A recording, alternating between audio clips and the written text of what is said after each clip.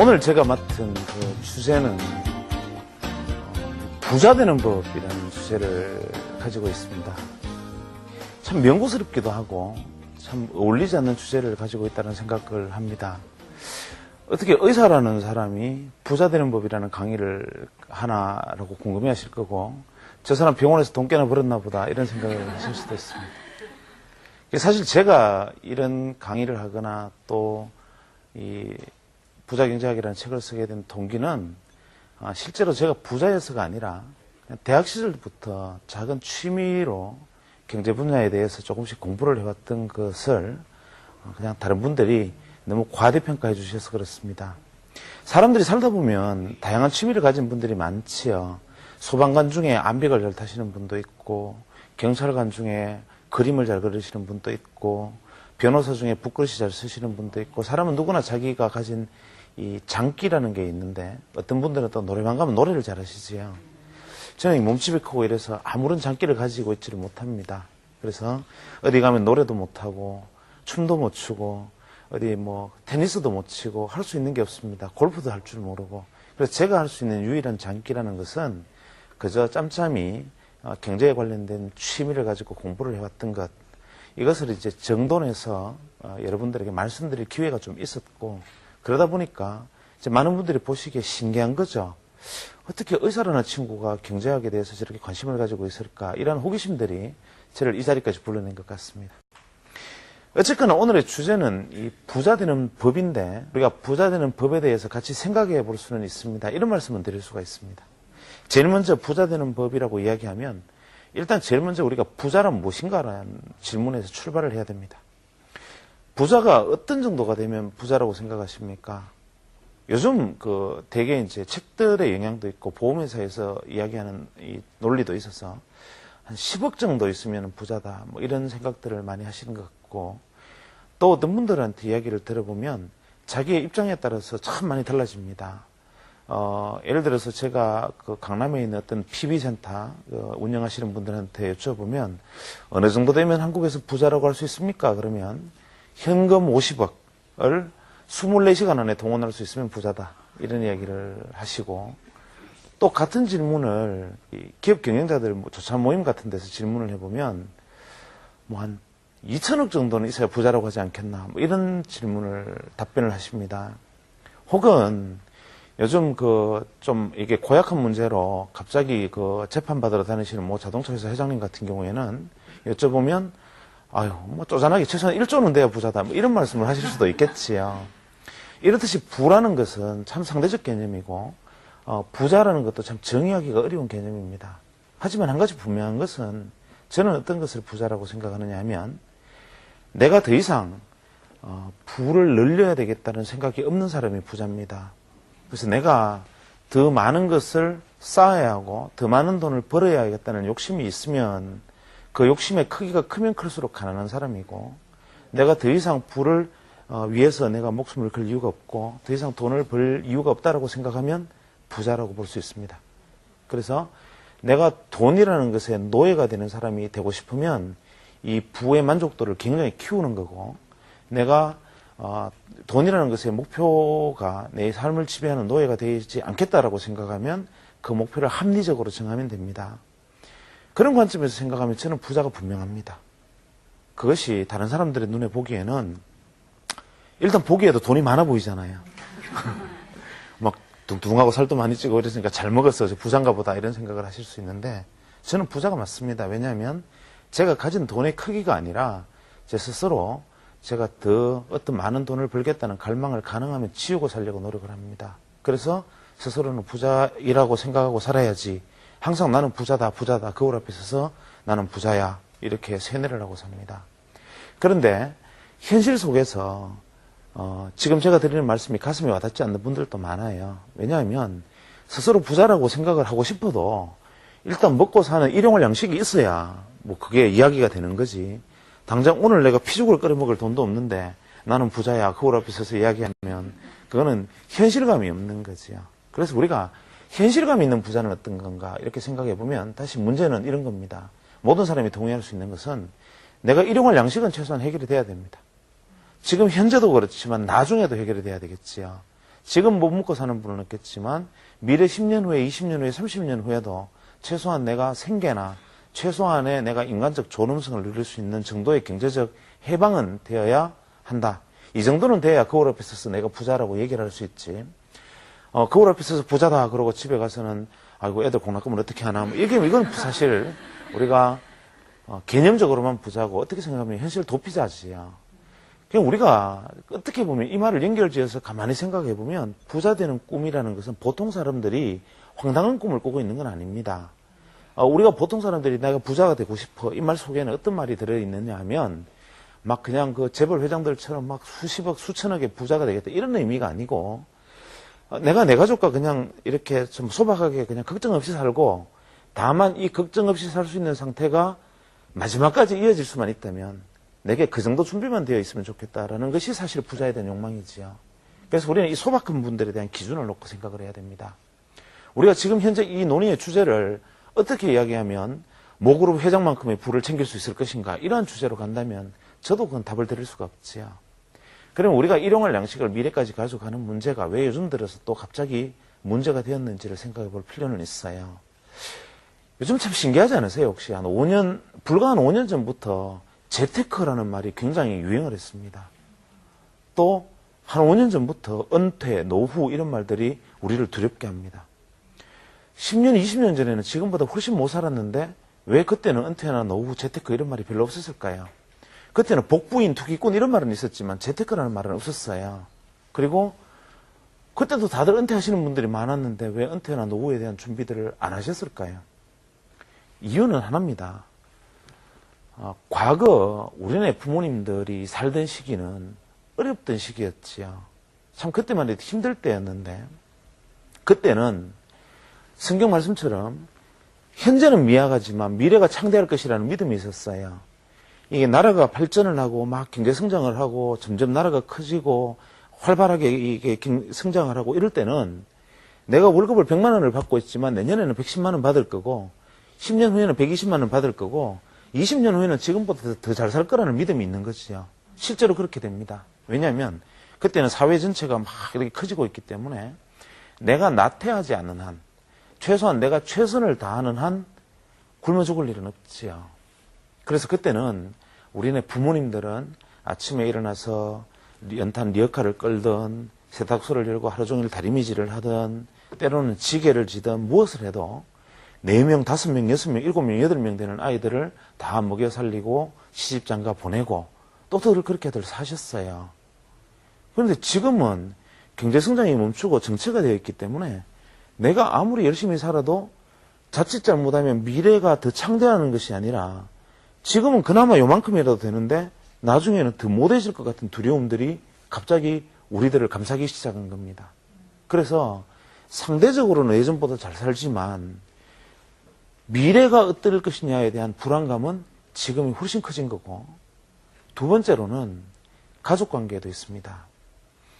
대개 우리가 보면 못 사는 나라에 보면 애들이 많아요, 집에. 우리가 가끔 아프리카나 이렇게 저기 아시아를 보면 좀 당황스럽지 않습니까? 도대체 뭘 믿고 애들을 저렇게 많이 낳아서 저러나. 우리같이 먹고 사는 나라도 요즘 1명, 2명 낳는데 이 사람들은 왜 저렇게 줄줄이 막 10명씩 낳아가지고 저러나 이 생각을 하겠죠. 하지만 그것은 사람이라는 것은 그래야만 하기 때문입니다. 왜냐하면 인간은 하나님이 세상에 내놓을 때 그 역할을 하게끔 만들어져 있어요. 예를 들면 우리가 옛날 사람들이 이런 말 하지요. 자기 밥그릇은 타고난다 이런 말을 합니다. 그 세상에 내어놓으면 자기 밥그릇만큼만 하고 밖에 나갔다 들어올 때 철사를 하나 가지고 들어오든 못을 하나 주워오든 뭐 지푸레기를 하나 가져오든 간에 하여튼 식구가 많으면 뭐가 늘어나도 늘어납니다. 그냥 조금씩 늘어도 늘어나죠.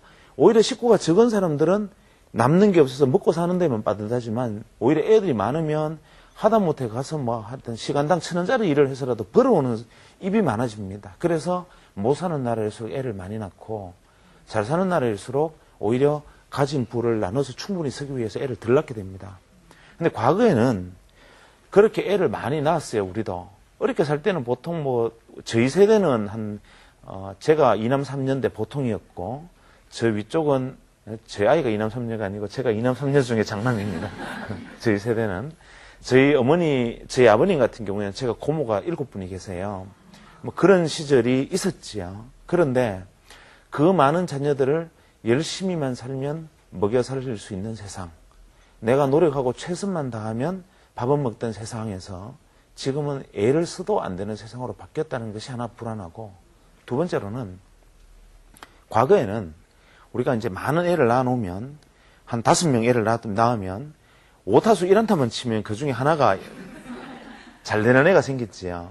그러면 5명 중에 나머지 4자식이 좀 부실해도 하나 정도는 어떻게 좀 잘 먹고 사는 애가 생겨요. 그러면 내가 굳이 내 노후를 준비를 하지 않고 애들만 키워놔도 이 아이가 나를 먹여 살립니다. 혹은 아주 운이 나빠서 5자식이 다 잘못돼도, 혹은 최악으로 키워서 하나는 교도소 가고, 뭐 하나는 노숙자가 되고, 하나는 막 그게 종이를 줍고, 뭐 하나는 뭐 하여튼 어떻게 돼도 그 자식들이 다 그래도 자기는 굶어도 부모한테 밥상에 숟가락은 놨어요.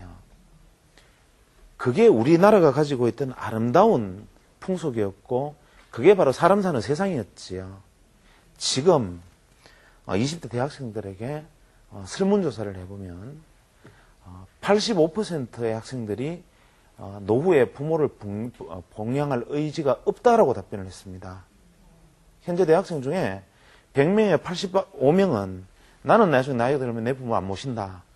부모는 자기가 사는 거지 왜 내가 부모 인생을 책임지나, 이런 답변을 했다는 겁니다. 그나마 1명 내지 2명 낳는데 그 대부분이 책임지지 않는다는 거죠.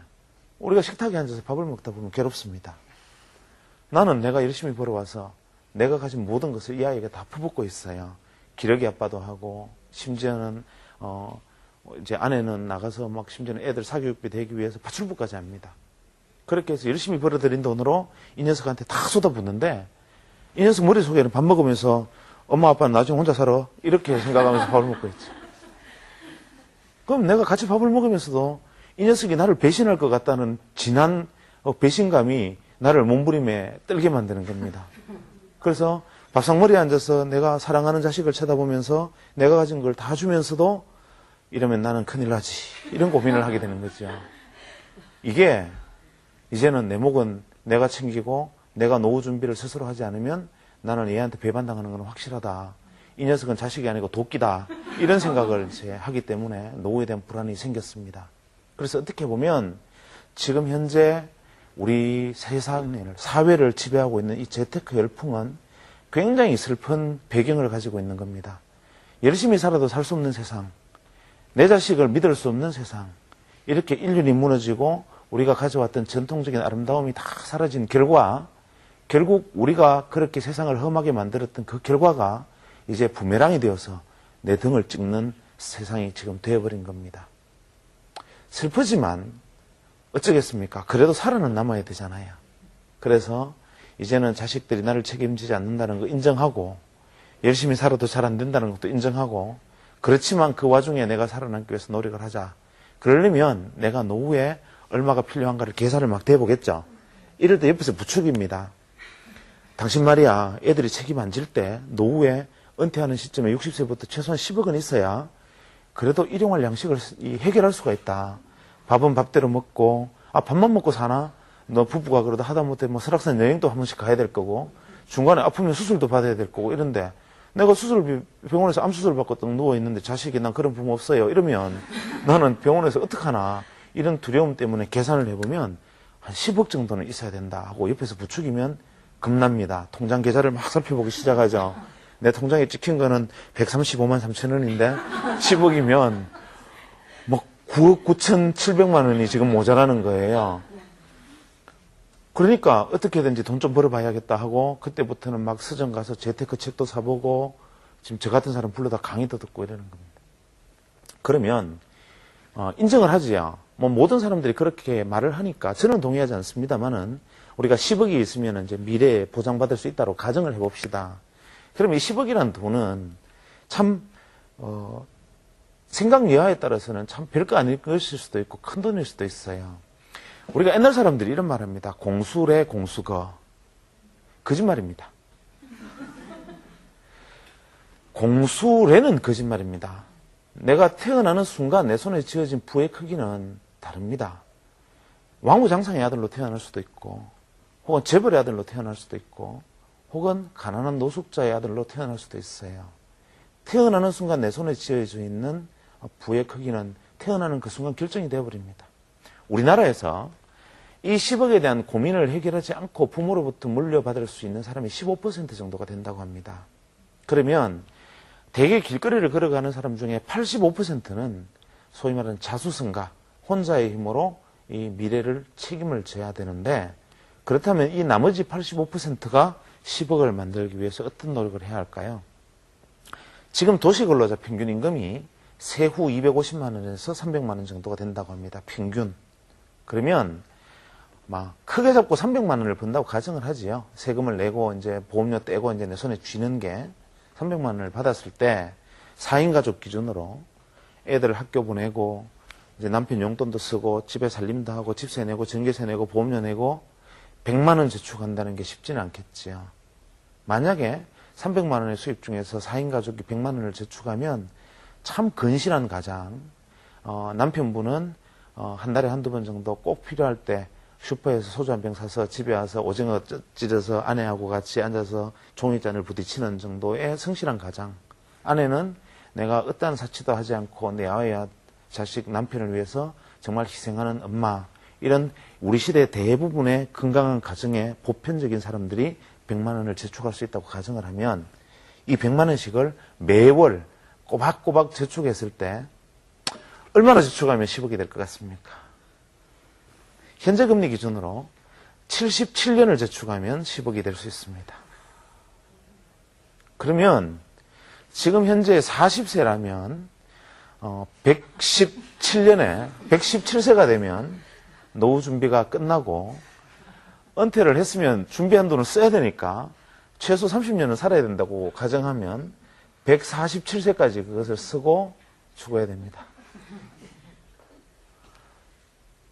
그러면 내가 은퇴 시점에 10억을 만들 수 있는 사람은 오늘 태어나는 신생아한테 신생아 실어서 바로 통장을 하나 만들어주고 월 100만 원씩 적금을 넣어주면 이 아이가 70 고희연을 지내고 한 7년 정도 지나면 노후 준비가 끝납니다. 이 말은 현재 우리가 대부분의 사람들, 대한민국 국민의 85%는 노후 준비가 되지 않는다라는 의미입니다. 그러니까 정상적인 방법으로 도둑질하지 않고 남 등치지 않고 그저 우리 보통 소박한 사람들, 남에게 피해 입히지 않고 내가 열심히 살아서 노후 준비를 할 수 있는 사람은 없다 이 말이죠. 굉장히 두렵고도 가슴 아픈 계산법입니다. 어떻게 해야 될까요? 그러면 앞으로 여러분이 은퇴하셨을 때 앞으로 20년, 30년 후에 우리가 파고다 공원에서 숟가락 하나씩 들고 무료 급식소에 줄을 서서 만나든지 아니면 내가 무슨 병에 걸려서 중간에 빨리 죽든지 그 수밖에 없는 건데, 그렇더라 하더라도 사람이란 희망이라는 게 있죠. 그 희망을 어떻게 하면 가져갈 수 있을까? 이게 바로 재테크의 논점입니다. 제가 월 100만 원씩 모아서 77년이 걸린다라고 말씀을 드린 전제를 가만히 생각해 보면 현재 금리로 예금을 했을 때라고 말했습니다. 그러면 현재 금리로 예금을 하지 않고 만약에 월 10% 정도의 수익을 올릴 수 있는 투자 수단에 이것을 투자를 한다면 이라고 말을 바꾸면 한 35년만 하면 그게 10억에 도달을 하고, 월 15%의 투자 수익률을 올리는 투자 수단에 투자를 한다면 이라고 말을 바꿔버리면 연 15% 20년 만에 목적에 도달하게 됩니다. 자, 정답은 정해졌습니다. 돈 벌면 과거에는 개미처럼 차곡차곡 저축해서 통장 하나 더 만들고 저축왕이 되면 부자가 됩니다. 이유는 내가 버는 미래가 점점 더 돈이 많아질 것이기 때문에 쌓기만 해도 됩니다. 지금은 그것이 확신이 없기 때문에 그대로만 가면 안 되지요. 이제는 어떻게 됩니까? 무조건 수익률을 높이는 수밖에 없습니다. 수익률을 높이기 위해서는 77년이 걸리는 예금 이상의 수익률을 내가 항상 내지 못하면 내 노후는 없다라는 말과 같지요. 이 말을 듣고 보니까 갑자기 수익률을 높여야 되겠다는 생각들을 막 하시게 되지요. 그런데 이 수익률이라는 게 좀 문제가 있어요. 왜냐하면 굉장히 동전의 양면처럼 좋은 점과 나쁜 점이 있는데, 만약에 지금 여러분에게 1억이 있다라고 가정을 합니다. 이 1억을 가지고 어디에 맡겼어요. 그래서 이제 뭐 아주 막 긁으면 1억 정도 만들 수 있는 분들은 또 좀 있겠지요. 그럼 그 1억을 가지고 내가 어디 맡겼는데 연 10% 정도 수익만 낼 수 있다고 가정을 합니다. 큰 욕심 내지 말고. 지금은 예금에 맡기더라도 저축은행 같은 데 맡기면 6.5% 정도까지 줍니다. 그러면 예금에도 6.5% 주는데 어딘가 투자를 하면 10% 정도를 받는 정도는 큰 욕심이 아닐 수 있어요. 작년에 주식시장이 막 2배씩 오르고 아파트 값이 2배, 3배 오르고 이러는 걸 우리가 목격을 했기 때문에 연 10% 그러면 아유, 그 정도는 너무 이래가지고 언제 부자다 이런 생각을 합니다. 하지만 연 10%가 얼마나 큰가 하면 연 10%를 1억을 가지고 연 10%씩 수익률을 올리게 되면 30년이 지나면 연 10%가 가면 얼마쯤 되느냐 하면 19억 5천만 원이 됩니다. 연 10%를 1억 원이 20배가 되는 거예요. 그럼 내게 지금 1억 원만 있다면 앞으로 연 10%의 투자만 수익률만 올려주면 앞으로 30년 후에 10억이라는 부자 은퇴하는 데 필요한 돈을 제외하고 9억 5천만 원 남는 돈을 헌금해 버려도 됩니다.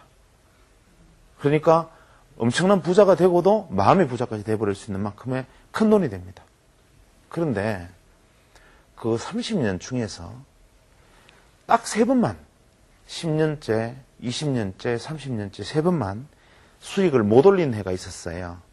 그러니까 나머지 27년간은 10%씩 올렸지만 한 3번 정도는 그냥 본전할 때도 있겠지요. 그렇게 되면 19억 5천만 원이 13억 천으로 뚝 떨어져 버립니다. 그런데 좀 더 현실적으로 30년 중에서 10년째, 20년째, 30년째만 손해를 10%를 봤어요. 그럴 수 있겠죠. 지금 주식시장도 10% 떨어졌고 부동산도 그 정도 떨어졌어요. 올해처럼 딱 3번만, 그러니까 30년 중에 27번을 계속 10% 수익률을 내고 딱 3번만 마이너스를 내면 9억 5천만 원으로 줄어버립니다. 이것이 상징하는 바는 뭐냐면, 그 듣고 보니까 너무 엄청난 격차지요. 이 말은 우리가 수익률이라는 것은 수익을 높였다 낮췄다 높였다 낮췄다를 반복하면 그 돈은 결국 같은 돈이 돼버리고, 비록 작은 것이지만 계속 수익을 내면 큰 돈이 된다 이 말입니다. 그래서 우리가 재테크에 접근을 할 때 대개 우리는 대박, 큰 돈을 버는데 욕심이 있어요. 아파트를 한번 사면 막 2배, 3배 올라야 되고, 주식도 사면은 막 한 2배씩은 나중에 오를 것 같고, 이런 생각으로 뭔가를 하잖아요. 실제로 한두 번 그런 수익을 내기도 하지만, 우리가 과거의 사례들을 보면, 왜 주식으로 흥하면 주식으로 망하고, 부동산 시장도 올랐다 내렸다 계속해서 결과적으로는 보면 쌀 때 팔잖아요. 이런 일을 반복하다 보면 10년, 20년, 30년이 지나도 그 돈이 불기는커녕 오히려 줄어들어 있을 수도 있어요. 그래서 우리가 수익률을 어떻게 봐야 되느냐 하면, 얼마나 많은 수익률을 올리느냐에 대한 욕심을 내면 안 되고, 얼마나 지속 가능한 수익을 내느냐가 중요한 겁니다. 그래서 지속 가능한 수익, 해마다 꾸준하게 올려가는 수익, 이것이 부자로 만들어가는 지름길인데, 대부분의 사람들은 그렇게 생각하지 않고 일거에 많이 버는 큰 수익률을 생각하면 장기적인 경쟁에서는 반드시 수익이 낮아진다. 이것이 재테크의 교훈인데, 실제로 이 사례를 워렌 버핏이라는 분을 들어보셨습니까? 워렌 버핏이 세상에서 2번째 부자입니다. 이 지구상에서 주식 투자로 돈 번 유일한 사람이기도 합니다. 이 세상에서 제일 부자는 마이크로소프트사의 빌 게이츠 회장이고, 이분도 자기 회사 주식값이 많이 올라서 부자가 됐죠. 2번째는 워렌 버핏이라는 분인데, 이분이 지난 한 40년 이상 주식 투자를 해서 세상에서 2번째 부자가 됐습니다. 그런데 재미있는 것은 워렌 버핏이 40, 50년 동안 투자를 했을 때 단 한 해도 미국에서 3분의 1 이상의, 그러니까 상위 30% 안에 수익률을 기록한 적이 한 번도 없습니다. 해마다 성과를 보면 많은 사람들이 워렌 버핏보다 훨씬 더 많은 돈을 벌었고, 95년에서 2000년 사이에는 워렌 버핏보다 3배, 4배 번 사람들도 있었어요. 워렌 버핏은 대개 한 중간 정도를 했고, 자기보다 돈을 많이 버는 사람이 무수히 많았음에도 불구하고 자기는 큰 돈을 해마다는 벌지를 못했어요. 그런데 워렌 버핏은 지난 4, 50년간 단 한 해도 손해를 본 적이 없습니다. 그렇게 하니까 보통 사람보다 조금 나은 수익률을 올린 사람이 세상에서 두 번째 부자가 되어 있는 거예요. 이것이 바로 누적 수익, 소위 말하는 복리 수익의 마술입니다. 우리는 그것을 굉장히 가볍게 생각을 하지요. 옆에 사람한테 이야기를 합니다. 장 보러 가다가 얼마 벌었어? 주식으로 내 작년에 한 2배 벌었어. 이러면 아유 부러워라 이러잖아요. 한 3년 지나서 그분한테 얼마 벌었어? 한번 물어보세요. 말도 마, 남편한테 걸리면 이혼해 이런 얘기를 하세요. 그게 수익률 곡선이 움직이면 부자가 되지 않는다라는 이야기고, 워렌 버핏처럼 보통 사람밖에 되지 않았음에도 손해를 보지 않고 누적적으로 갔을 때는 세계 두 번째 부자가 됐다. 이렇게 되는 겁니다. 우리가 자산이라는 것을 그러면 어떻게 투자할 것인가를 이제 고민을 해봐야 되잖아요. 어떻게 하면 누적적으로 손해를 안 보고 계속 수익을 꾸준하게 낼 수 있을까? 방법은 있습니다. 아주 쉬워요. 그것은 뭐냐면 욕심을 내지 않는 방법입니다. 우리가 보통 자산시장을 이렇게 바라보는 시각들은 주식시장이 막 좋아지면 주식이 막 엄청나게 오를 것 같고, 부동산 시장이 막 좋아지면 부동산이 막 오를 것 같고 이렇습니다. 그래서 대개 내가 주식 투자를 안 하던 사람이 주식 투자를 하거나 부동산을 안 하던 사람이 부동산 투자를 하면 돈을 법니다. 처음에는. 반드시. 왜 버느냐 하면 이게 초심자의 행운이라는 것인데, 아주 이 행운은 악마의 유혹과 같은 이 금단의 사과 같은 거예요. 왜 그러냐면 여러분이 주식 투자를 처음 언제 하느냐 하면, 생전 안 하던 주식 투자를 언제 하느냐 하면 신문에서, 자 이럴 때 주식 투자 하시겠어요? 신문에서 최근 1년간 주식시장이 너무 떨어져서 가정 파탄 사례 계속 늘어나 이런 기사가 나오고, 어젯밤 9시 뉴스에서 주식 투자 망한 사람이 어제 하루만 해도 10명이 자살해 이런 뉴스가 나왔어요. 그러면 생전 주식 투자 안 하시던 여러분이 야 주식 투자하러 가자 하고 계좌를 만들 리가 만무하지요. 여러분 언제 주식 투자를 하냐면 주식시장 연일 급등, 주식시장에서 돈 번 사람이 길거리에 늘렸어. 주식시장에서 번 돈이 너무 무거워서 허리가 부러지는 사람 속출 이런 기사가 나오면 아이고 나도 주식 투자 한번 해보자 하고 시장에 들어간단 말이에요. 그러면 벌게 돼 있어요. 왜 그러냐면 차가 막 달려오다가 브레이크가 팍 고장이 나잖아요. 고장이 나면 빠른 속도로 막 오다가 속도가 슬슬 줄기 시작하겠죠. 막 달리던 고장나던 이 차가 내 앞에서 툭 멈출 리는 만무한 거예요. 그래서 막 달려오던 차를 또 보면 이 차가 여기든 나를 지나서 멈추는 거죠. 그래서 어떤 시장도 불이 붙어서 막 달릴 때는 내가 딱 선 그 순간에 그때부터 쫄딱 망해버리는 그런 경우는 내가 길거리 가다가 벼락 맞을 확률보다 낮은 거예요. 그래서 한참 막 오르기 시작하던 시장에 내가 뛰어들어서 뭔가를 하면 꼭 돈을 법니다. 그래서 막 주식시장이 막 오를 때 뒤늦게 뛰어들어도 처음에는 돈을 벌어요. 그런데 그러다가 이제 시장이 어느 정도 지나서 택시가 이렇게 턱 멈춰버리잖아요. 그때부터 시장이 떨어진단 말이에요. 그러면 번 돈이 금세 본전이 되고 하는 순간에 손해가 나죠. 그러면 어떤 생각을 하느냐면 아이고 내가 바보 같은 생각을 했구나. 아무것도 모르는 게 괜히 시작해서 망했다 이렇게 생각하지 않고 운이 나빴어. 나는 실력을 가지고 있지만 시장이 이렇게 나빠지는데 난들 어떡하나. 그냥 운이 나빴을 뿐이고 언젠가는 내 실력을 발휘해서 다시 잘할 수 있을까 이런 믿음을 가지고 다시 계속합니다. 그러면 어떻게 됩니까? 집문서 나가고 막 폐물 팔고 이렇게 하다 보면 어느 순간에 신용불량자가 돼 있지요. 이렇듯 우리가 자본시장에서는 내게 주어지는 그러한 행운들을 가지고 실제로 영원히 이어질 것이라는 자기 확신과 믿음, 과신들이 사실은 내가 나를 망가뜨리게 하고 사실 결과적으로 내가 목표하는 부에 도달하지 못하게 하는 그런 원인으로 작용하기도 합니다. 재미있는 것을 한번 살펴보면 그러면 어떻게 하면 내가 좀 더 많은 수익률을 올릴 수 있나 이렇게 생각을 해보면 재미있는 현상이 있습니다.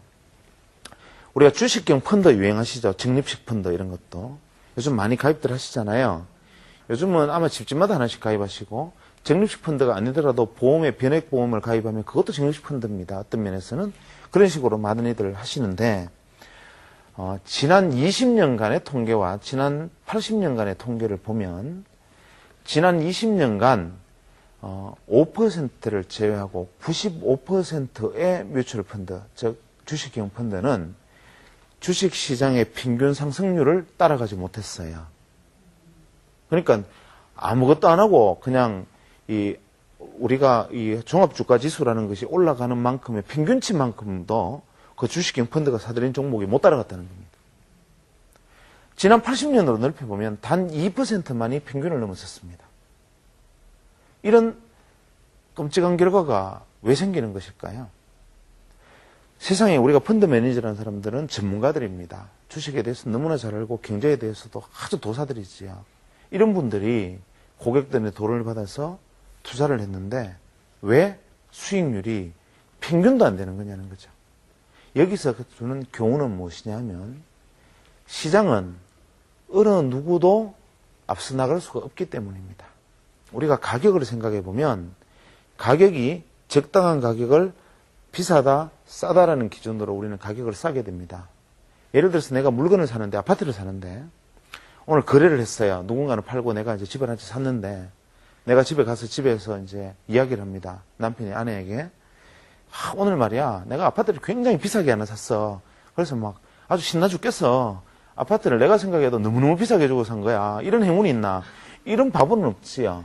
자본시장은 지난 200년 전부터 지금까지 계속 거래라는 것이 형성이 되면서 거래의 결과 가격이 매겨지죠. 그 가격은 지금까지 모든 사람들이 비싸다고 생각하고 판 사람과 싸다고 생각하고 산 사람들끼리 의견이 엇갈린 결과이고 누가 맞았는지는 시간이 지나서 말해줬습니다.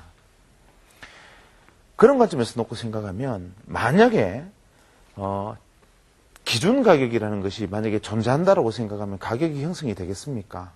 예를 들어서 아파트 한 개가 진짜 원래 가격은 이 아파트는 목동의 무슨 몇 단지 아파트는 3억 3천만 원이 제대로 된 가격이고 3억 3,100만 원은 바보고 3억 2,900만 원은 싼 거야. 이런 기준이 만약 있다고 생각하면 세상에 어떤 누가 그것을 높이 사고 낮게 팔겠습니까?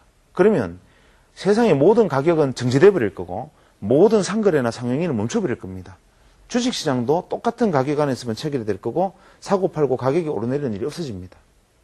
이 말은 기준 가격이라는 것을 알 수가 없고 누구나 싸다고 생각하는 사람, 비싸다고 생각하는 사람들이 서로 막 엇갈리면서 때로는 가격을 올리기도 하고 내리기도 하는데 이것은 펀드 매니저와 같은 전문가들도 모르는 것이다 이 말입니다. 그래서 우리가 무엇인가를 투자를 하기 위해서 지금은 뭐가 싸 보이니까 뭔가를 투자를 해야지라고 생각하는 것도 사실은 맞을 확률은 50%밖에 되지 않고 지금은 부동산 값이 꼭지니까 이거 팔고 보자 이렇게 하는 생각도 결과적으로 맞을 확률은 50%라는 겁니다. 뭐 어떻게 해야 됩니까? 뭐 싼 거 비싼 것도 모른다며 그렇다고 해서 수익률을 안 높이면 안 된다며 수익률을 안 높이면 나는 굶어 죽는다며 그런데 방법이 없다며 이러는 거잖아요. 답답하시잖아요. 그런데 해결책을 가만히 생각해 보면 해결책이 없는 건 아닙니다. 우리가 인플레이션이라는 것은 참 나쁜 거라고 알고 있어요. 인플레이는 물가가 오르는 거거든요. 그러니까 돈의 가치가 점점 쓸모가 없어지는 것. 예전에 만 원 들고 시장 가서 콩나물도 사고 두부도 사고 버섯도 하나 샀는데 지금은 콩나물 두부 사면 없어요. 짜장면 가격이 예전에는 300원에서 출발해서 2,500원까지 왔습니다. 그만큼 같은 돈으로 살 수 있는 물건은 점점 줄어들죠. 이게 인플레이션인데 지금 이제 집값도 좀 떨어지고 주식도 떨어지고 하는 것은 이 인플레가 증가하기 때문입니다. 이 우려 때문에. 그런데 이 인플레가 과연 나쁜 것이냐 하면 그렇진 않아요. 인간이 태초에 하느님이 이제 에덴 동산에서 아담과 이브를 만들어서 세상에 내놓았을 때부터 이 사람들의 후에는 어떻게 했습니까? 이제 이 가죽 팬티 하나만 입고 돌도끼 하나만 들고 이 들판을 뛰어다녔지 않겠어요? 인류가 가진 전 재산은 뭐냐 하면 아담의 돌도끼와 하와의 돌도끼 하나, 이게 인류가 가진 전 재산입니다. 그 다음에 부끄러움을 아니까 걸치고 있는 천조각, 요만큼이 인류의 전 재산이죠.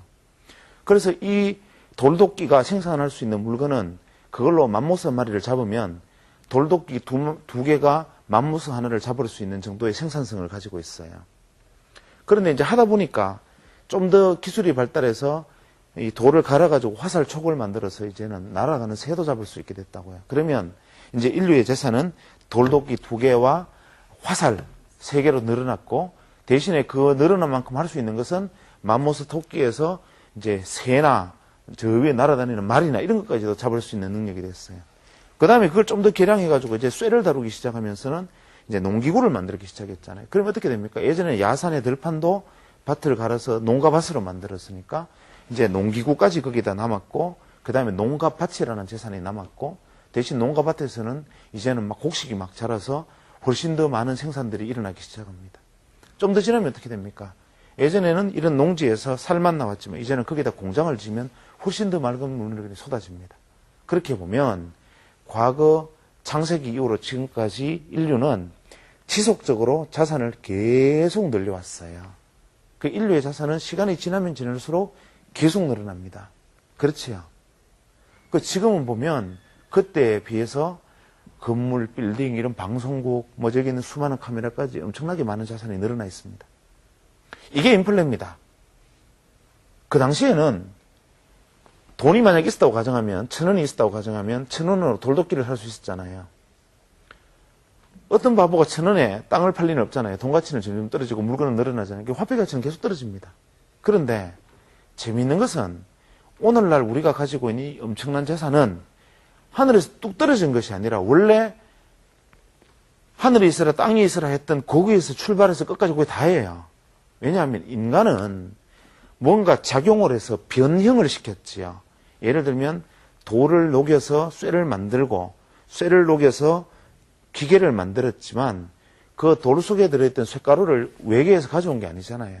그러니까 우리는 계속 예를 들면 금을 세공해서 이빨을 덮으시기도 하고 그걸로 반도체를 만들기도 하고 또 그것으로 쇠로 기계를 만들기도 하고 석유를 뽑아 올려서 플라스틱을 만들기도 했지만 그것은 이 땅이라는 공간 안에 있던 원래의 물질들을 계속 바꾼 결과입니다. 그러면 어떻게 됩니까?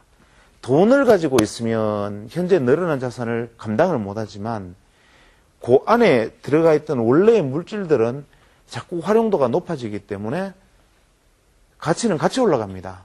그래서 금이나 은이나 구리나 석유나 이런 것들은 이 화폐 가치가 떨어지고 인플레가 증가되더라도 이것은 점점 가치가 등달아서 올라가게 돼요. 그렇기 때문에 우리는 냉정하게 보면 과거에 10년 전이든 20년 전이든 30년 전이든 금을 사든 구리를 사든 부동산을 사든 주식을 사든 무엇이든지 사두면 무조건 가격은 올라 있는 게 정상이에요. 안 올라 있는 건 뭐냐? 돈 가지고 있는 겁니다. 돈 가지고 있으면 시간이 지나면 지날수록 돈 가치가 점점 휴지로 바뀌어가지만 어떤 물건이든지 사기만 사면 오릅니다. 다만 시기가 어떨 때는 주식이 오르고 어떨 때는 부동산이 오르고 어떨 때는 금이 오르고 어떨 때는 구리가 오르고 이런 거지요. 그래서 나는 좀 특별한 걸 하고 싶으면 다른 사람은 부동산 살 때 나는 금을 사도 되고요. 금 사는 게 기분 나쁘면 비소, 망간, 아연 뭐 이런 거 사도 됩니다. 아니면 뭐 수원 이런 거 내가 특별히 좀 사도 좋고요. 좀 튀어 보이고 싶으면 카드듐 같은 이런 걸 사도 됩니다. 아, 그건 안 되겠네. 이따이 병이 걸립니다. 그거 들고 있으면. 그래서 우리가 냉정하게 자산을 크게 보면 어떻습니까? 내가 돈이라는 형태로 가지고 있지 않는 한 무엇이든 자산으로만 바꿔 놓으면 이건 올라요. 그래서 때로는 3년 전에 여기 계신 분은 수원을 사고 여기 계신 분은 부동산을 사고 여기 계신 분은 주식을 샀어요. 그러면 지금 부동산 사신 분이 아이고 바보야 3년 전에 내가 부동산 사려니까 이 바보더라 그거 뭐 망간이 웬 말이냐 하고 이제 뭘 할 수 있어요. 근데 5년이 지나잖아요. 그러면 망간을 사신 분이 그럽니다. 아이고 바보야 봐라 내 부동산 그러다 망할 줄 알았다. 지금 망간이 최고잖아 봐 이럽니다. 또 한 7년쯤 지나잖아요. 그러면 또 이쪽에 주식 산 분들이 봐라 내가 주식 투자하라 그랬지 그게 제일 낫잖아 이런 결과가 옵니다. 이렇게 내가 보기에는 이 사람이 현명한 것 같지만 사실 인류의 자산이라는 것은 공통적으로 쭉 증가해 온 거란 말이에요. 그러면 여기서 우리가 답을 찾아야 됩니다.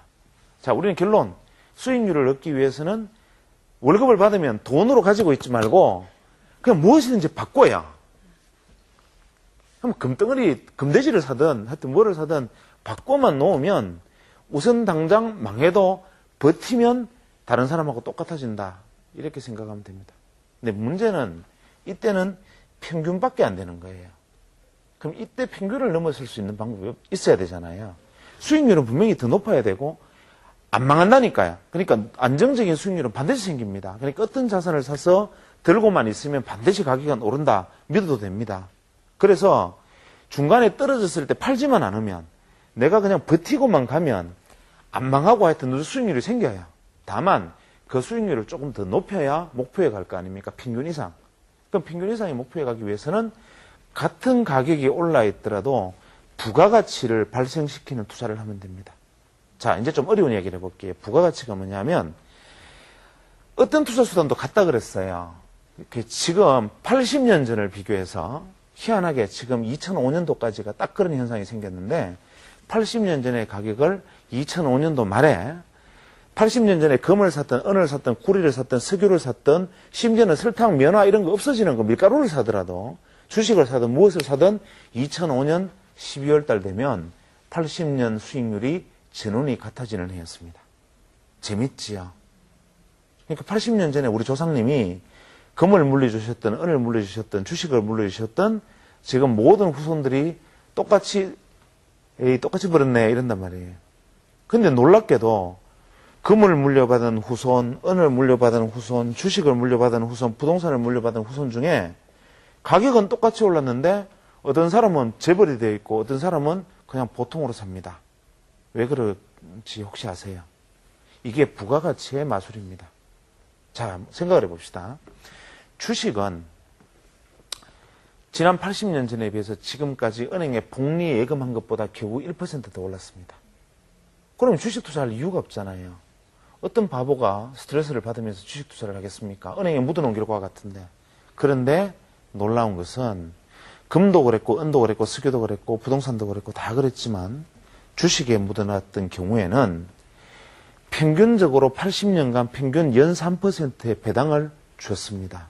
그러니까 주식 보유자 주주들에게 회사에서 수익이 났으니까 자 이익금을 찾아가세요. 해마다 3%씩 배당을 준 거예요. 아까 제가 10%씩 30년을 모으면 20배라 그랬죠. 3%씩 80년을 쌓으면 얼마가 되겠습니까? 그것을 주식 투자자는 80년간 연 3%의 배당을 계속 받아왔고요. 가격은 과거 80년 전이나 지금이나 부동산 산 사람, 주식 산 사람이 똑같은 가격이지만 주식 산 사람은 연 3%의 배당을 차곡차곡 세워서 가격이 오른 것보다 훨씬 많은 재산이 뒤에 우뚝 서 있는 거기 때문에 이 사람은 거부가 되어 있고요. 부동산을 물려받은 사람도요. 예를 들면 경북 영양에 가면 400년간 거래가 안 된 땅이 있습니다. 조선시대부터 주인이 지금까지 똑같은 땅이 있습니다. 그게 평당 공시지가가 1,000원 정도 합니다. 그게 예를 들어서 이제 과거에 비해서 올랐다고 가정을 하죠. 그런데 그 땅을 물려받은 분은 어떻습니까? 그냥 가격이 오른 만큼 그걸로 끝이지요. 그냥 가격이 올랐어요. 근데 반대로 그런 건물이 있을 리는 없지만 80년간 서 있는 엠파이어 스테이트 빌딩 수십 년간 서 있다고 가정하면 엠파이어 스테이트 빌딩을 물려받은 사람은 어떻습니까? 엠파이어 스테이트 빌딩의 가격은 지난 수십 년간 금리가 누적적으로 올라왔던 주식이 올라왔던 모든 것이 올라왔던 금값이 올라왔던 것과 똑같은 수익률을 지금 기록은 했지만 그 건물의 값이 올랐지만 이 사람은 어마어마한 부자가 또 되어 있습니다. 왜냐하면 그것에서 임대 수익을 계속 거두었지요. 그래서 계속 임대 수익을 우리는 쌓으면서 이 사람은 가격은 똑같이 올라 있어요. 그러니까 겉으로 보기에는 주식 가진 사람, 빌딩 가진 사람, 땅 가진 사람이 똑같은 결과를 가져온 것 같지만 이 세 사람이 누적으로 쌓아왔던 부가가치는 재벌급에 이르는 만큼 수익을 쌓은 사람과 정말 고개 다인 사람으로 나뉘어버립니다. 이게 부가가치입니다. 그럼 거꾸로 생각을 해보면 우리가 주거용 부동산, 아파트 같은 경우에 생각해보면 우리가 돼지 소풍 갈 때 계산을 이렇게 하죠. 하나, 둘, 셋, 넷, 다섯, 자기는 빼고 모자란다 생각하는 것처럼 아파트를 지난 3년 전에 아파트를 샀을 때 지금 아파트가 3배가 올랐대. 강남에. 그런데 그때 주식시장이 한 3배 정도 올랐어요. 야, 너 주식 투자하는 바보더라. 3년 동안 그렇게 3배 오르면서 얼마나 스트레스를 받았니? 아파트는 편안하게 들고 있으면 3배씩 올라. 앞으로 더 오를 거야. 부동산 불패라니까 부동산 망하는 거 봤어. 이런 얘기를 합니다. 그렇지만 정작 바보는 누구냐면 거주용 부동산에 살았던 사람입니다. 예를 들어서 지금 강남에 있는 모 유명 아파트와 같은 경우에는 금리 비용으로 계산하면 월 500만 원에서 700만 원 정도의 금리 비용이 들어갑니다. 심지어는 고급 고가 아파트 같은 경우에는 월 주거 비용이 하루에 50만 원 정도가 됩니다. 일거주 비용이. 특급 호텔 스위트룸에 가서 잘 수 있는 돈을 내가 버리면서 거기서 살고 있는 것 같아요. 만약에 이분은 어떻습니까? 주식에 투자한 분은 3년 동안 이익을, 추가 수익을 얻었지요. 이분은 어떻습니까? 대개 우리나라 주택 소유자들의 대개 평균 50% 정도 담보를 가지고 담보대출을 받았다고 가정을 하면 거기에 해당하는 이자만큼을 오히려 빼앗긴 거지요. 그러면 어떻게 됩니까? 가격은 두 개가 똑같이 올랐지만 왼쪽에 오른 사람은 추가 수익이 올라 있고 아파트 보유자는 자기 자산에서 추출된 금액이 더 커졌습니다. 부가가치의 관점에서 보면 부동산은 4배가 올라야 주식시장이 3배가 오른 것과 같은 결과가 되는 거예요. 이것이 부가가치입니다. 제가 사는 안동의 아파트가 저는 67평에 삽니다.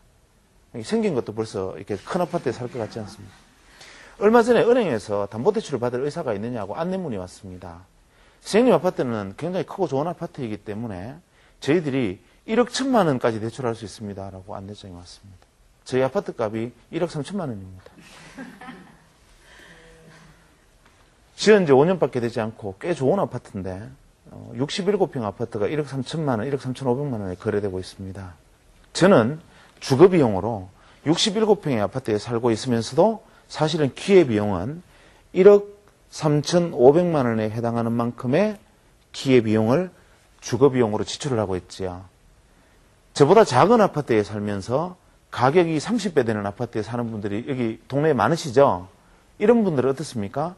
저보다 30배에 해당하는 금액을 다른 데 활용해서 수익을 올릴 수 있는 기회를 비용으로 지출을 해버린 겁니다. 그러면서 자기가 아파트 값이 오른 데 대해서 굉장히 행복해하고 있지요. 이것이 바로 부가가치를 이해하지 못하기 때문에 생기는 일들입니다. 그러면 우리가 이 시점에서 곰곰이 생각해 보면 답은 생깁니다. 무엇에 투자하든 결과는 같다. 그럼 금을 투자해서 금돼지를 집에서 키우고 있으면 어떻게 됩니까? 금돼지가 꿀꿀꿀꿀 하니까 기분은 좋지요. 다만 이 금돼지는 10년 후에, 20년 후에, 30년 후에 다른 투자 수단과 같지만 부가가치는 빵이지요. 그래서 실물로 금을 사들이느니 은행에 가서 예금하는 게 낫지요. 실물로 은을 사들이는 거더니 은행에 가서 복리 예금하는 게 낫지요. 아파트에 투자를 하게 되면 임대용 빌딩에 투자를 하는 것과 격차는 임대용 빌딩은 엄청난 추가 수익이 있지만 아파트에 과잉 투자하게 되면 엄청난 손해가 있는 것과 같지요. 그러면 아파트 투자할 때는 가격 상승이 최소한 다른 모든 투자 수단보다 2배 이상 오를 것이라는 확신이 있을 때만이 투자하는 것이 맞지요. 그럼 부동산을 투자하면 어떻게 되겠습니까? 저기 야산에 어쩌다 보면 한 100년에 한 번쯤 누가 산소스러 올 사람이 있을 정도 그런 야산에 부동산을 사는 것은 하느니 예금에 드는 게 낫지요. 그러면 현재 부동산 투자를 하고 싶다면 부가가치를 만들어줄 수 있고 연 임대 수익률이 금리보다 높은 임대 수익이 가능한 상업용 빌딩에 투자를 하면 그것이 올랐을 경우에는 그것이 차라리 맞는 거지요. 그런데 만약에 지금 부동산 불패에 우리가 자꾸 생각하고 있는 아파트만 계속 투자하면 그나마 아파트 값이 떨어지면 어떻게 됩니까? 기회비용 날리고 이자비용 날리고 가격 날리고 정말 앞뒤 옆으로 세 방을 두드려 맞게 되는 거지요. 그래서 우리가 부가가치의 측면으로 놓고 보면 경제현상은 달리 보입니다. 그래서 이러한 투자를 할 때 제일 중요한 것은 지속적이고 안정적이고 누적적인 수익률을 생각해야 된다. 두 번째, 절대로 손해를 보지 않아야 되고 불필요한 손실을 막아야 하고 네 번째는 어떻습니까? 부가가치를 반드시 이해를 해야 됩니다. 다섯 번째, 한계. 그래도 인간의 욕망은 대박을 한 번쯤은 내보고 싶습니다. 제 말이 100번 이해가 되더라도 아이고 그렇다고 해서 어떻게 또 그것만 하고 살아. 그냥 어쩌다가 한번 목 좋은데 한번 팍 이렇게 사거나 아니면 주식을 사서 한번 막 10배쯤 쾅 올라버리는 이런 일도 한번 있으면 좋잖아. 이런 욕심들을 가지고 있지요. 그게 사람입니다. 그러면 사람은 어떻게 해야 됩니까? 한 번쯤 할 수 있는 것. 그것이 바로 리스크, 즉 위험에 투자하는 것인데 리스크에 투자를 하는 것을 몽땅 다 투자하면 어떻게 되겠습니까? 그냥 노름꾼이지요. 예를 들면 우리가 과천에 경마장 같은 데 가서 경마를 하러 가면요. 이렇습니다. 제가 과천 경마장에 가서 만약에 경마의 말에 돈을 건다고 생각하면 혹시 다리 부러진 말은 없나? 어디 병든 말은 없나? 절대로 안 될 것 같은 말은 없나 이것만 봅니다. 왜냐하면 가장 꼴찌할 것 같은 말에 걸어야 아무도 안 걸 테니까 대박이 터질 거니까. 대신에 그 돈은 날려버려도 그냥 에이, 용돈 날렸다 그러고 집에 가면 되니까. 그러니까 내게 필요 없고 잉여로 남아있는 여유자산 그거 중에서도 지갑에 들어있는 돈 정도는 그냥 최고의 위험에 걸어서 내버려도 괜찮습니다. 그게 어쩌다가 대박이 맞으면 그게 성공해버려 아무도 안 사고 수익률이 높으니까 저는 그 길로 당첨되는 순간 벤처 타고 집에 가겠지요. 다만 누군가가 경마장에 갔는데 그 투자 금액이 자기가 가지고 있는 전 재산이에요. 그럼 이 사람은 어떻게 하겠습니까? 그 경마장에서 가장 튼튼하고 가장 제일 잘 달릴 것 같고 꼭 1등하고 할 것처럼 보이는 말에 걸 겁니다. 그렇지만 그 모든 사람들이 거기 걸기 때문에 수익률이 낮겠지요. 그럼 우리가 가만히 생각해 보면 그런 데 가서 내가 하는 행동은 내가 가진 것이 적고 내가 능력이 부족할수록 안전하게 하려고 그러는데 재테크에 있어서는 내가 가진 게 적고 불안할수록 위험한 짓을 합니다.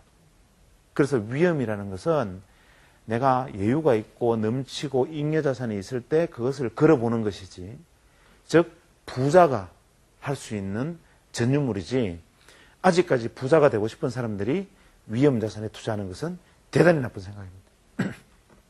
그러면 우리가 정돈을 하면 어떻게 해야 됩니까? 부가가치를 생각해서 안전한 자산에 투자를 하고 그 부가가치를 최대한 누리면서 어떻게든지 손해를 보지 않고 적으나마 차곡차곡 수익률을 쌓아가면 77년이 아니라 20년, 30년만 지나면 내 일용할 양식을 해결하는 데는 큰 문제가 없고 바로 모두가 부자가 될 수도 있다. 이런 결론을 내릴 수도 있습니다. 오늘 제가 드린 말씀도 비록 짧은 내용이었지만 혹시나 제가 드리고 싶은 이야기가 잘 전달되었으면 행복할 것 같습니다. 오늘 제 이야기 들어주셔서 대단히 고맙습니다.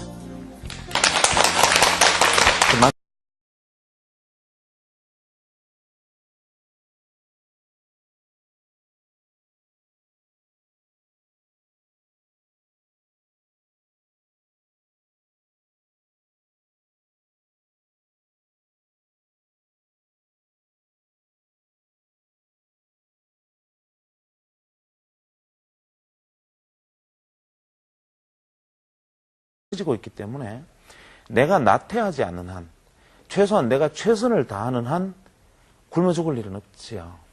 그래서 그때는 우리네 부모님들은 아침에 일어나서 연탄 리어카를 끌든 세탁소를 열고 하루 종일 다리미질을 하든 때로는 지게를 지든 무엇을 해도 4명, 5명, 6명, 7명, 8명 되는 아이들을 다 먹여 살리고 시집장가 보내고 또 그렇게들 사셨어요. 그런데 지금은 경제성장이 멈추고 정체가 되어 있기 때문에 내가 아무리 열심히 살아도 자칫 잘못하면 미래가 더 창대하는 것이 아니라 지금은 그나마 요만큼이라도 되는데 나중에는 더 못해질 것 같은 두려움들이 갑자기 우리들을 감싸기 시작한 겁니다. 그래서 상대적으로는 예전보다 잘 살지만 미래가 어떨 것이냐에 대한 불안감은 지금이 훨씬 커진 거고, 두 번째로는 가족관계도 있습니다. 대개 우리가 보면 못 사는 나라에 보면 애들이 많아요, 집에. 우리가 가끔 아프리카나 이렇게 저기 아시아를 보면 좀 당황스럽지 않습니까? 도대체 뭘 믿고 애들을 저렇게 많이 낳아서 저러나. 우리같이 먹고 사는 나라도 요즘 1명, 2명 낳는데 이 사람들은 왜 저렇게 줄줄이 막 10명씩 낳아가지고 저러나 이 생각을 하겠지요. 하지만 그것은 사람이라는 것은 그래야만 하기 때문입니다. 왜냐하면 인간은 하나님이 세상에 내놓을 때 그 역할을 하게끔 만들어져 있어요. 예를 들면 우리가 옛날 사람들이 이런 말 하지요. 자기 밥그릇은 타고난다 이런 말을 합니다. 그러니까 세상에 내어놓으면 자기 밥그릇만큼은 하고 밖에 나갔다 들어올 때 철사를 하나 가지고 들어오든 못을 하나 주워오든 뭐 지푸레기를 하나 가져오든 간에 하여튼 식구가 많으면 뭐가 늘어나도 늘어납니다. 그러니까 것의 목표가 내 삶을 지배하는 노예가 되지 않겠다라고 생각하면 그 목표를 합리적으로 정하면 됩니다. 그런 관점에서 생각하면 저는 부자가 분명합니다.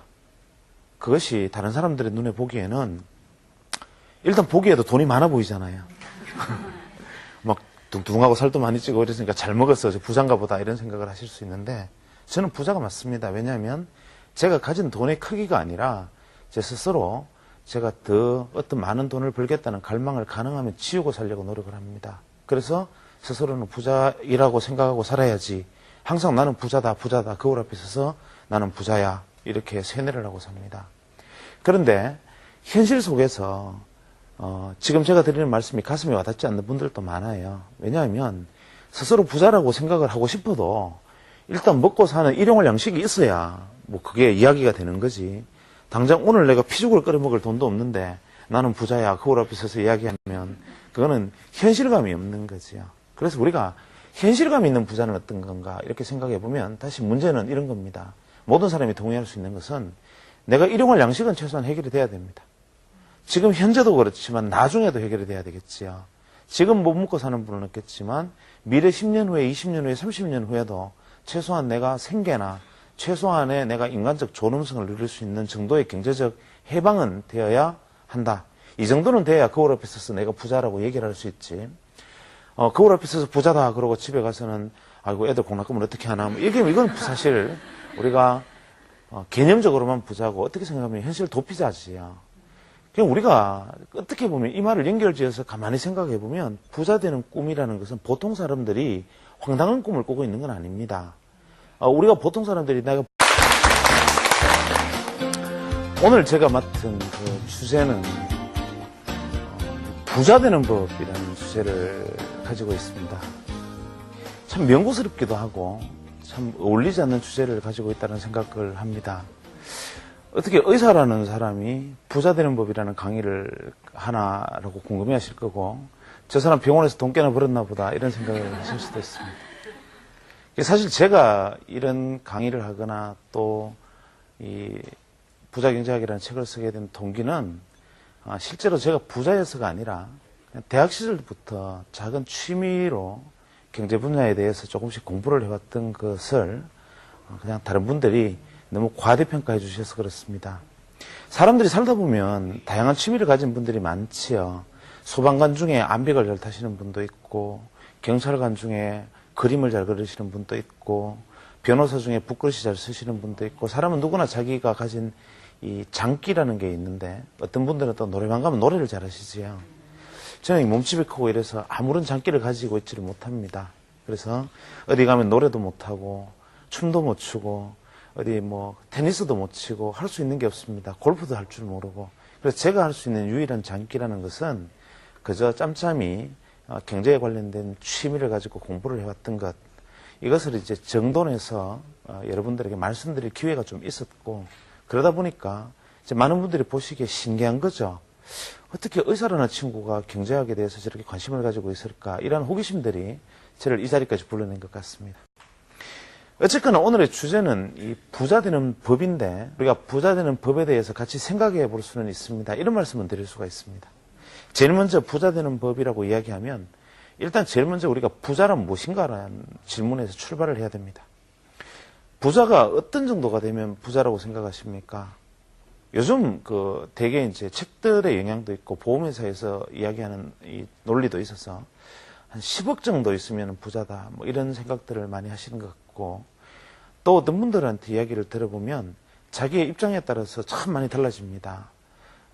예를 들어서 제가 강남에 있는 어떤 PB센터 운영하시는 분들한테 여쭤보면 어느 정도 되면 한국에서 부자라고 할 수 있습니까? 그러면 현금 50억을 24시간 안에 동원할 수 있으면 부자다. 이런 이야기를 하시고 또 같은 질문을 기업 경영자들 조차 모임 같은 데서 질문을 해보면 뭐 한 2천억 정도는 있어야 부자라고 하지 않겠나. 뭐 이런 질문을 답변을 하십니다. 혹은 요즘 좀 이게 고약한 문제로 갑자기 재판받으러 다니시는 뭐 자동차 회사 회장님 같은 경우에는 여쭤보면 아유, 뭐 쪼잔하게 최소한 1조는 돼야 부자다. 뭐 이런 말씀을 하실 수도 있겠지요. 이렇듯이 부라는 것은 참 상대적 개념이고 부자라는 것도 참 정의하기가 어려운 개념입니다. 하지만 한 가지 분명한 것은 저는 어떤 것을 부자라고 생각하느냐 하면 내가 더 이상 부를 늘려야 되겠다는 생각이 없는 사람이 부자입니다. 그래서 내가 더 많은 것을 쌓아야 하고 더 많은 돈을 벌어야겠다는 욕심이 있으면 그 욕심의 크기가 크면 클수록 가난한 사람이고 내가 더 이상 부를 위해서 내가 목숨을 걸 이유가 없고 더 이상 돈을 벌 이유가 없다라고 생각하면 부자라고 볼 수 있습니다. 그래서 내가 돈이라는 것에 노예가 되는 사람이 되고 싶으면 이 부의 만족도를 굉장히 키우는 거고, 내가 돈이라는 부자가 되고 싶어, 이 말 속에는 어떤 말이 들어있느냐 하면 막 그냥 그 재벌 회장들처럼 막 수십억 수천억의 부자가 되겠다 이런 의미가 아니고, 내가 내 가족과 그냥 이렇게 좀 소박하게 그냥 걱정 없이 살고, 다만 이 걱정 없이 살 수 있는 상태가 마지막까지 이어질 수만 있다면 내게 그 정도 준비만 되어 있으면 좋겠다라는 것이 사실 부자에 대한 욕망이지요. 그래서 우리는 이 소박한 분들에 대한 기준을 놓고 생각을 해야 됩니다. 우리가 지금 현재 이 논의의 주제를 어떻게 이야기하면 모그룹 회장만큼의 부를 챙길 수 있을 것인가, 이러한 주제로 간다면 저도 그건 답을 드릴 수가 없지요.